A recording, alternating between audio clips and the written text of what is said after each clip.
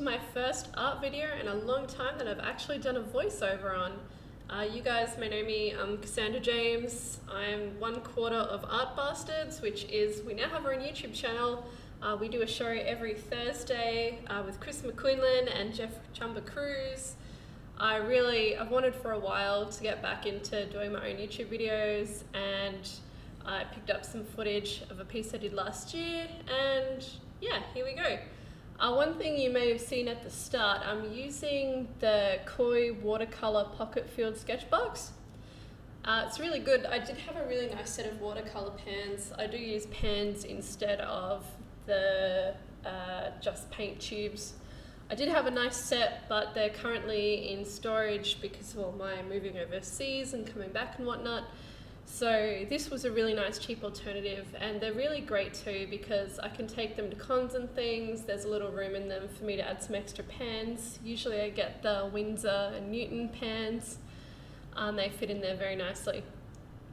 So as you can see with this picture, I'm really starting with the warm undertones. It's going to be very warm, this piece. And one tip that I read about watercolors in particular, and I really try and pay attention to this when I do skin, is that you really don't want to do too many layers, because then your piece starts to look very muddy. The skin can look very muddy and grey and washed out. Watercolors are not really like acrylics or oils in the way that you sort of start, with a very thin base and build up over and over. Watercolors is one of these things where I was told the general rule of thumb is no more than three layers, otherwise it starts to look a little muddy. Obviously, that's just a general tip, and it's not, universal rule. There are ways to make it not look muddy, and I'm sure even in this piece I've gone over things more than 3 times, but when it comes to skin, I try not to do more than like 3 big layers. And I think you've noticed I tend to lay down, so I'll make my paper wet if I really want to have a blended soft look, and it's really good with the base layer of skin, or if you're doing a very soft background, like say a very soft blue tinge to blend the clouds into. I generally paint my paper with water first and then start putting my colour down, and as you put the colour down it just bleeds out so beautifully. And the thing about watercolors too is that the darker you want the color, it's not just the amount of water you put into the paint, but it's actually letting your piece dry a bit before you start applying more paint, because otherwise the paint that you put down is just going to blend straight into the water that you've already put down. So thankfully watercolor dries fairly fast, but I have had those moments where my piece of paper is so wet and I really want to put down a harsh line, and I just have to wait for it to dry. Sometimes you can speed this up with a hairdryer, but I usually just wait. I go make myself a cup of tea or something. I find I don't want to apply too much heat to the paper because I don't want to warp it too much. Oh, and one thing people are probably going to chastise me for, I'm not surprised if I get some comments about this. Chris in particular, he works at an art shop when he's not doing his comic stuff, and he berates me for this, is I haven't stretched my paper.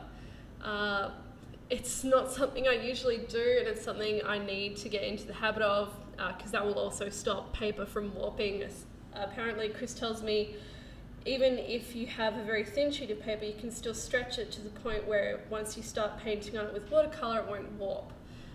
Usually the way I get around paper warping is I'll use a very thick paper. Usually I don't paint on anything under at least 250 GSM. I usually prefer about 300, but again, that's just because I don't stretch my paper, and I promise to fix it in the future. I promise to do a video where I actually stretch my paper, so that way I can learn how to do it and I can pass that knowledge on to you guys. I feel that will be quite useful.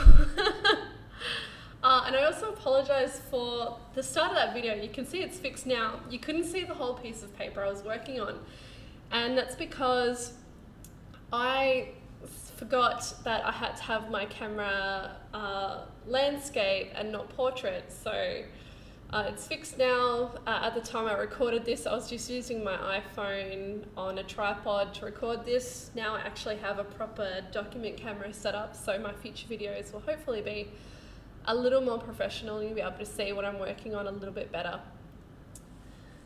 So I'm doing the hair now. This video is actually sped up. Obviously, I'm not actually painting this fast. This piece took me a couple of hours and I think I sped it up 600%. So a couple of hours, so I think the video is 15 minutes. I'm doing the hair, so you saw again, I just laid down a very, very watery, big, splashy layer and sort of just blend the oranges into it, and you get this really nice bloom effect. I do go into it later and darken it up a lot, but I'm obviously waiting for that to dry now, so I'm going into the background, and now my background is dry, I can go in with those very dark blacks for the trees there that I'm doing. What else do I have to say about watercolors? Yeah, I haven't had much experience with the tubes. I find generally the tubes are a bit messy. Like I paint with acrylics and oils and things and they're in tubes, but I feel like I really have to be committed to get out and work on an oil painting to use my tubes, whereas my watercolors, because they're just in this little travel pan pack, I can just pull them out and I'm not going to create much mess. I'm not going to take up much room in my work area. They're just very easy and transportable as opposed to just having a big bag of tubes. I find at conventions too, I've been to conventions where I've been doing watercolor sketches if I don't take my markers, and it's really easy too. Like I just take a small jar of water to wash my brushes in and my little travel case, and it works really well. It doesn't take up much room on my convention table, because obviously anyone who's traded at a convention before knows that you are usually limited by space, especially if you want to sell prints and books and things on your table, and you don't just want to have a clipboard and work on your knee or something. Usually I tend to like drawing a little bit on my table so people can actually see what I'm doing when they're at my booth. So I don't want a lot of art supplies that are going to take up a lot of room. One piece of advice I have too, well, you can see I'm going in now and darkening up the hair. Now that it's dried, I'm able to get those very sharp, bold lines. What was I saying? This is the problem with me doing voiceovers. I'm completely forgetting what I'm saying. That's right. So one thing I find, especially when I'm painting a face or even flowers or something, I'll use a lot of references. I really recommend it. I mean, I don't have a reference for this. She's a demon girl. I didn't find a demon girl and take a photo of it to paint, but you know, I look at the shape of someone's face, say if I'm painting the face, or someone's hands or hair, just to see where the shadows fall, because as much as I love drawing things out of my mind, and I do that a lot, I find to really improve yourself, you really need to do some life drawing and actually draw what things actually look like. So that way when you want to draw things out of your head, you actually can remember what, you know, the base of what they're supposed to look like. Like say you're drawing a dragon or something, you might draw a lizard and actually see how the bone structure or the shapes of the animal are supposed to fit. Even the most cartoony style artists that you find, even animators and things, they have a background in life drawing, because you've sort of got to know the rules to break them. And the most successful artists are the ones that, you know, can pretty much draw anything, or they'll have sketchbooks full of just life drawing doodles. I mean, you don't really have to show anyone, but you know, just keep a sketchbook with you, just draw anything and everything. I remember another saying I heard from, I think this was one of the few art teachers that I actually liked. They said to me, you never actually know how anything looks until you start to draw it. And it's a weird saying, and you don't even realize what it means until you sit down and pull out a piece of paper and a pencil and say, try to draw a car, or draw a building, because there are so many little fiddly bits that you don't even see or think about when you look at the whole.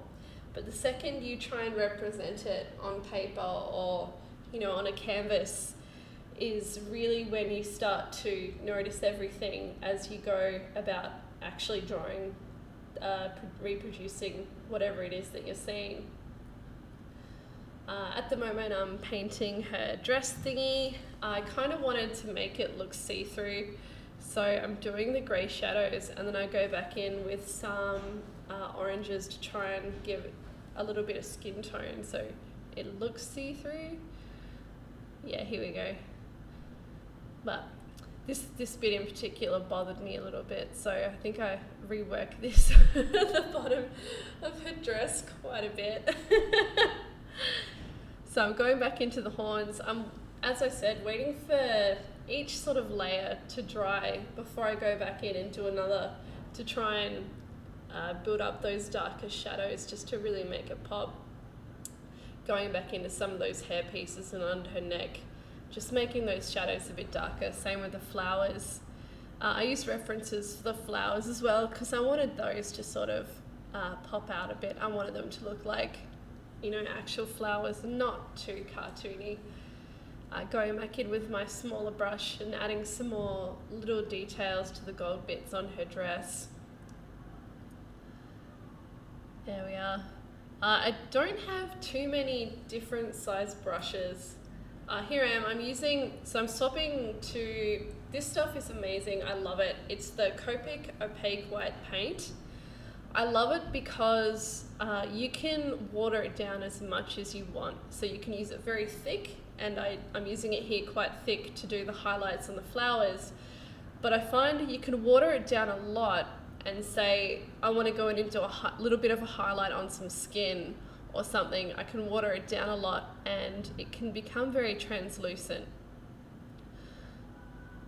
And I always take this to conventions and stuff. It's fantastic, because I've used so many different whites over the years to try and do my highlights. I've used gel pens that I find, you know, after half hour, an hour or so, even a week, the white is not as bright as I want it to be.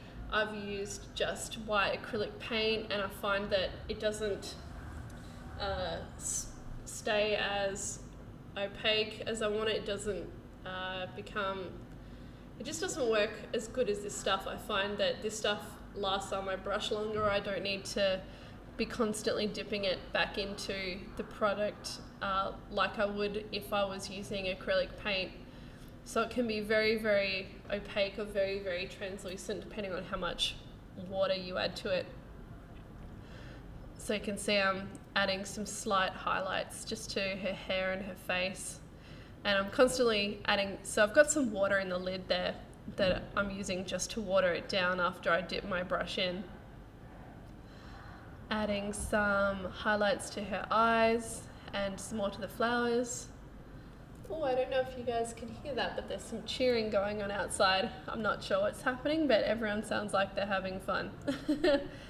And now, so I've got an old toothbrush and I've dipped that into my paint and I'm doing some just random sprays. I'd always be careful doing this. You can see I kind of lifted my page up and sort of aimed it, but I find I still get paint everywhere. I probably should have had some newspaper down because I think I ended up with some paint on my laptop screen. It washed off easy enough, but still, it's not ideal. So I'm going back in now that the brown is drying, just doing some final highlights on her hair. I do outline her a bit as well so she stands out a bit more from the background. And a lot more highlights around the flowers, just trying to build up that contrast a bit more. I mean, in general, watercolor paintings can be quite soft. I think sometimes I may overwork my pieces a little bit, but I enjoy dark shadows, or at least having a bit more contrast in my pieces. So I try and get some dark shadows and at least some quite bright whites in. So you can see I'm outlining her a bit now. Just helps draw her out of the piece a bit more, I feel. And then I'm going to finish off with doing a little bit more of that brown spray once I do some more highlights. I'm the highlight queen. Yeah, I'm still not happy with that dress. You can see me go back in and just add some more white paint to it. It's alright, I can always crop that out. Yeah, here I go. I'm not happy with that dress. Add some more white paint to it, that'll fix it. So I'm going in and adding some more oranges and browns to that background. Now that the background is fully dry, it's not going to bleed out too much, so I can put some quite vibrant colour in there and it's not going to bleed like it would if the paper was wet. Finishing touches, last little spray, getting paint everywhere. Yeah. And we are done. Here is the finished piece. Thank you so much for watching, guys. If you like this video, feel free to subscribe to my channel or give it a thumbs up, and I'll do some more in the future. Thanks.